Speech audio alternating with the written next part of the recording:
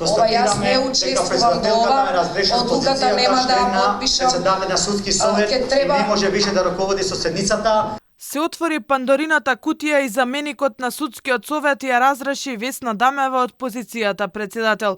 Јас на вистина не знам овој епилог како ќе заврши, освен што одредени лица од политиката ќе бидат и текако задоволни ако во ова успеат. Јас не се откажувам, битката продолжува и многу работи може уште полоши да бидат. Препирања, обвинувања, навреди, караници, судиите во Советот на Виделина ги извадија сите несогласувања.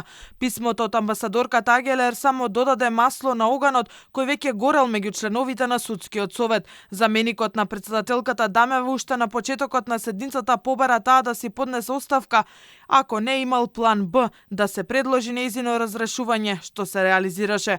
Како што обвини Селим Адеми, Дамева го блокирала изборот на судии во апелација со непотпишувањето на анекс договорот. И сум сакал да има мир во судски совет, сум помагал за да нема тензи во судски совет, сум помагал за да заврши седницата.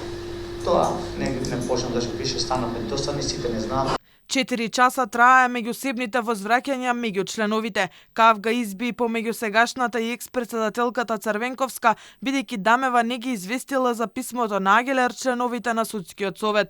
Председателка ја прозвав да каже зошто поднесува оставка, да има интегритет и да ги каже луѓето кои што и вршеле влијание врз основа на факти и докази. Зоран Герасимовски ја прекина седницата на Советот со зборовите "Ова на ништо не личи". Сега разрешената директорка од нејзиниот заменик тврди дека нема притисоци и нема да подпишува штетни договори. Притисок јас немам, меѓутоа со ваквото однесување на дел од членовите јас морам да кажам дека очигледно одлуките не се носат согласно. Инаку во писмото на амбасадорката Агелер испратено до судските извршните органи, таа изразува загриженост и разочараност поради состојбите во судството, но и корупцијата.